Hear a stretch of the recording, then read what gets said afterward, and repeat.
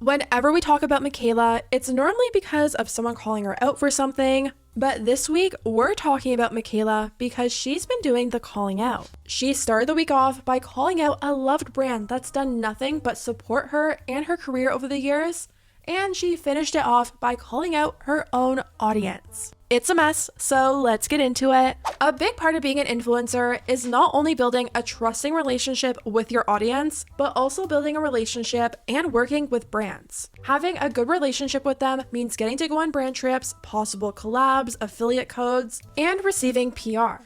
It's a huge reason why a lot of influencers are seen as biased or untrustworthy. A lot of them don't want to risk their relationship with a brand by saying something bad about their products and getting taken off the PR list and burning a bridge for good. We've seen this happen time and time again, especially with Michaela. She'll say she doesn't like a product or a brand as a whole, then she'll get a sponsorship or an opportunity with said brand, and suddenly she loves them. The best example I can think of is what happened between her and Kosas. She once hated their products. I took that shit off. I could not deal with that. I'm gonna redo my base with something else. That's it. Full face of Kosas. Let me tell you something. Is this my new favorite brand that I'm gonna be flocking to? Absolutely not. Kosas said, ask and you shall receive base. Let me just say, there is a reason that this is a best-selling concealer at Sephora. It's ultra creamy, brightening, melts into the skin, leaving a super natural look, and it never feels heavy or cakey.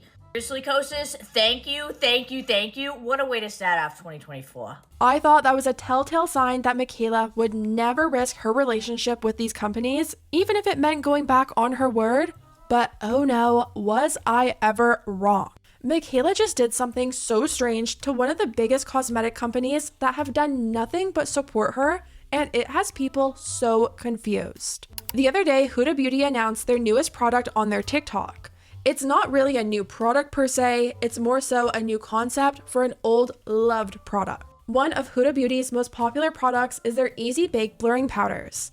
They come in all different shades for different undertones and desired results, and they are really good and really highly rated.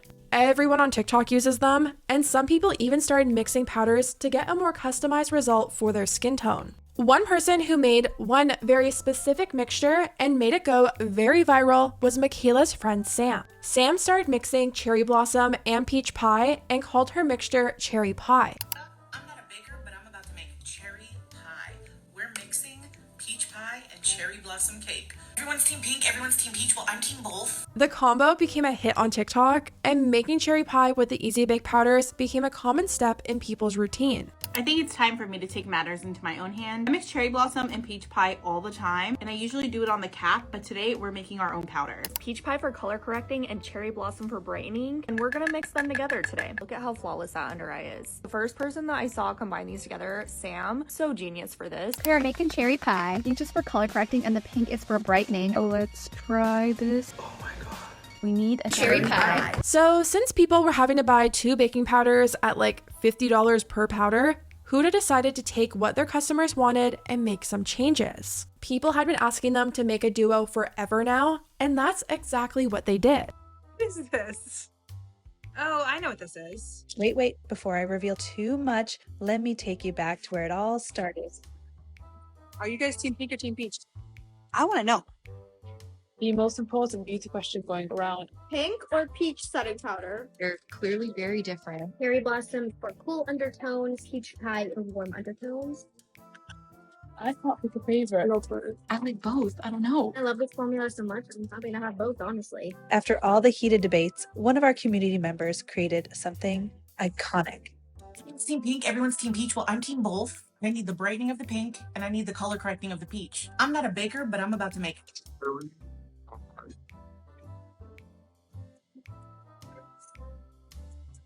I heard we're making cherry pie. Equal parts cherry blossom and peach pie. Looks natural, but also brightening at the same time. This is about to be the most perfect brightening powder in the world. Cherry pie. And it hit me. Everyone's been mixing shades, so why don't we make it easy for them? And Huda herself posted an even more personalized video talking about the concept and the creators who suggested the concept. She said Sam was the one who first made a video calling the mixture cherry pie. First of all, I want to give a shout out to two amazing people, Samantha and Lex. So Sam was actually using 2 shades from our Easy Bake and she was mixing them together. I'm not a baker, but I'm about to make cherry pie. Cherry Blossom and Peach Pie, and she had come up with this really cute name, Cherry Pie. It was so cute. And as you can see, she put Sam's video in there. And if you go back to 2024, you can see the original videos as well. The videos where Sam first made cherry pie. Huda, I'm not a baker, but I'm about to make cherry pie, peach pie, and cherry blossom cake. The videos of Huda Beauty posting and praising the idea. What am I gonna do? I'm gonna have to cut open my Easy Bake and mix them together. That's cherry pie. I can't believe the Huda Beauty team sent me my own custom cherry pie. And Sam's video unboxing her personalized cherry pie made especially for her by Huda Beauty. And the Huda Beauty team saw it and sent me my own custom cherry pie. That's my face. Guys, it's the perfect peachy pink coral. We have to try this right now. Is this real life? So this isn't a case of a brand taking an idea from a creator and not shouting them out or giving credit where credit is due, or at the very least, thanking the creator for their idea. Huda Beauty acknowledged that it was an idea suggested to them by the beauty community and specifically called out and tagged the creators who came up with the concept. Huda went on to say after Sam's video, the team started to work on these duos, and while they were working on them, another creator named Lex put out a video suggesting they make a duo and add a sifter. And one of my team members had this amazing idea of actually doing a duo. We started working on it, and then coincidentally, Lexi actually said, you know what you guys should do? You guys should do a duo and you guys should have a sifter. We didn't have a sifter on it before. We didn't think about this. And then we added this sifter, which was basically to choose if you want one shade or to mix both shades. And that's all thanks to Lexi. You guys are amazing. You guys come up with the best ideas. Huda said they were already in the process of making the duos, but they didn't have a sifter and they thought that was a really great idea. And the comments under these 2 videos were praising Huda Beauty for actually listening to what the community and their customers want. We had comments like, the way they listen to the customers, best company out here ever. And Huda responded and said, our community is everything. And another person said, I love how she listens to everyone and understands us. But there was one negative comment, and it was from none other than Miss Michaela. Michaela commented on the first video, so I don't know if she actually saw the second video where she personally shouted out her friend and the other girl who created the duo concept, but Michaela commented and she said, so excited for Sam to get her big fat check she deserves. I know you have that on the way to her. And people are saying that not only is this comment so entitled, but they're also calling it extremely passive aggressive. Some of the top replies to Michaela read, no need for passive aggression. Huda is queen and always does what's right. This sounds so aggressive. She didn't invent the product. She just mixed makeup like everyone else on the planet. And here's the thing, Michaela and Sam are best friends. I feel like it's pretty obvious they've been speaking. Michaela found out Huda isn't paying her anything, and she's taking matters into her own hands, hoping to create public outrage and get her friend a check. Now, whether or not Michaela's friend deserves to get paid is something we'll talk about in a second. But regardless, a lot of people feel like this isn't the way to go about that. Leaving comments like this on such a public scale with passive-aggressive undertones isn't a good way to get what you want. It is a good way to make people think you're entitled, immature, and ruin your relationship with a brand. Huda has supported Michaela for years. I can remember Huda sending Michaela her own custom powder with no scent before they launched because she said how she hated how strong the scents were. I am speechless. It happened. In case you missed it, I love the Huda Beauty satin powder, right? I can't use it that much because it's so heavily fragranced that it hurts my eyes. So I said, I'm just gonna ask if I can get a fragrance-free version. Here it is. Now there is a note. It says, we know you love that Easy Bake as much as we do, but you prefer a fragrance-free option. So as a little early wedding present, we want to send you a sample for the big day. I just feel like if Michaela truly felt like her friend was being wronged and deserved to be paid, why not use your connections to reach out in private or help your friend, who, by the way, is an adult, reach out herself and advocate for herself to get paid? If Huda refuses and you think that she still deserves to be paid, then sure, take it to TikTok. But to leave this type of comment, I don't know, it's not sitting right with me. Now let's talk about whether or not we think Sam and Lex should be paid. They could pay them to keep the relationship strong and as a way to say thank you for creating the trend and giving us a really good idea. But legally, I don't think there's any obligation there. I feel like a lot of brands improve their products and create new products based on community feedback. Does that mean everyone who freely gives out ideas online should be paid for them? I don't know. If that's the case, then there would be arguments over who was the first one to suggest the idea. If you're freely giving out the ideas on TikTok, are brands free to use your ideas and take them as community feedback? Or since it was an influencer who suggested it, should they be paid? A lot of people in the comments are saying they shouldn't be paid. One person said, "Are Lexi and Sam getting a cut of profits since it was their ideas?" And someone replied and said, "The entitlement." And another person wrote, "People mix stuff for ages and no one gets paid. People mix serum and foundation, mix all kind of lip products. Why would someone get a big fat check for doing something everyone else does for ages in the makeup and skincare industry?" Another interesting thing is there's people in the comments of the videos announcing the duos, even making suggestions like making them magnetic and making a build your own version. Does that mean if they end up doing those ideas, those people will also need to be paid? If that's the case, then brands will just stop taking community feedback and improving their products. I don't know, you really could look at it both ways, but one thing everyone seems to agree on is that Michaela went about getting her friend paid all wrong. Huda Beauty isn't the only thing Michaela is calling out this week. She also took to her TikTok to post a very personal video about her appearance, how she sees herself, and the comments people make about her looks under her videos. Michaela has been called out by people online for as long as I can remember over the amount of editing she does to her pictures and the filters she uses over her videos.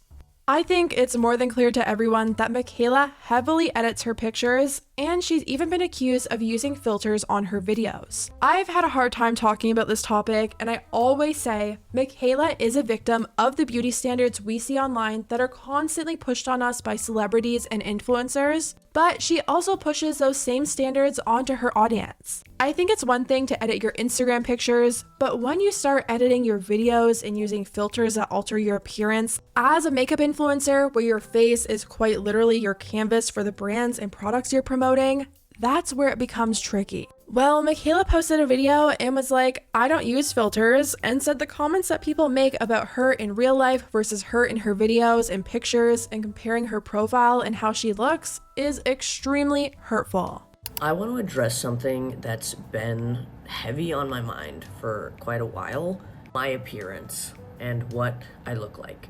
I've said this a million times and I will defend it until I'm in the grave, that there are no filters on my videos. There's constant confusion about why I look different in person than in my videos. I want to make something very clear. I am aware that I'm not an attractive person. It's really easy to take a bad photo of me. I don't have the best side profile, which I've talked about and I've shown. Sorry. I don't know why I look different in person. I don't. Like, I film on the TikTok app with no filters. I'm just sitting here talking to my phone and this is what I look like. This is what I look like.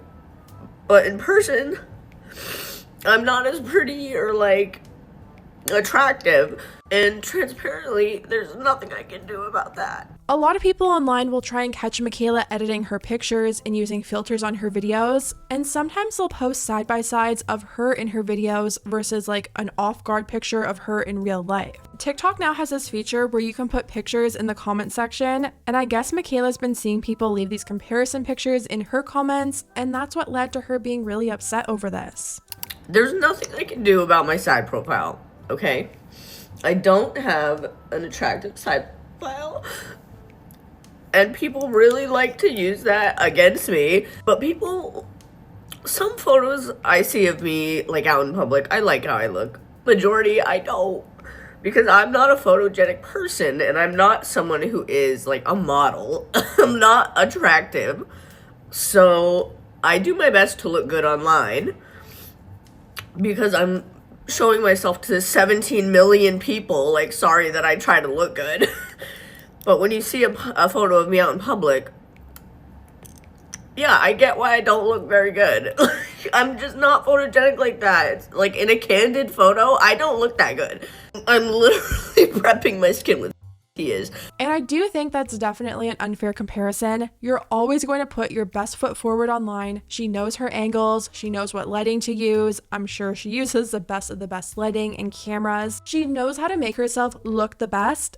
Everyone does. To then take a picture or video like that and compare it to a video where you're caught off guard in person just isn't comparable. I think most of us would choose to put a picture out there that we took of ourselves versus something that someone took of us when we weren't looking. Michaela went on about how she feels about her appearance and how all of these things shouldn't matter to people. People like to take the pictures of me I post on Instagram versus like the candid photos of me out in the wild, and I obviously look totally different because the people taking the candids of me don't know my angles, don't know what kind of photos I like, don't know my lighting. It's different. It's different. And I look really different when someone else is taking the picture. And I guarantee that you would too. And yes, I edit the pictures. Everyone edits their pictures. But I don't edit them as heavily as people think. Also, like the constant conversation about my appearance. Who gives an actual like literally? Does it even matter what I actually look like? And Michaela's fans have been leaving her a lot of love in the comments. Instead of posting pictures comparing her in real life versus online in a negative way, they've been leaving comments saying like, I met you and took this picture of you, you didn't know I was taking it and you still look great, it's off guard and you look great. They've been leaving comments like, 99% of the population doesn't look good in candid photos. You are beautiful. The face that has gotten you where you are today. Who is really winning? Anyone sensible knows this is true for all of us. Said who? Cody? Your parents? Your friends? People you know? People that matter? No. You are beautiful. And here's the thing. I'm not here to debate whether or not Michaela uses filters or heavily edits her videos or whatever. I think she does. She's talked about color grading her videos before. I think we all have our own opinions on whether or not she edits or not, but here's the thing. If you think Michaela looks nothing like she does in her videos, if you think she edits her pictures, that's quite literally the last thing that you could be calling her out on. Yes, if she's posting a video with a soft glam filter on while reviewing makeup, that's a problem. If she's wearing an Ardell wispy and face tuning some lashes on while promoting a mascara, that's a problem. There's so many more things people could be calling Michaela out for instead of her appearance. I saw 2 really good comments which said, she deserves criticism, but never for her looks. Michaela deserves a lot of criticism, but she looks absolutely beautiful. And it's true. Let's use that energy to keep calling her out for the undisclosed ads. Let's use that energy to call her out for the constant sponsored posts that overlap each other, breaking the FTC guidelines and not caring. The list goes on. There's so many other things that are more important to call out over whether or not someone looks the same in person. Anyways, guys, let me know what you think about everything down below, and I'll see you next time.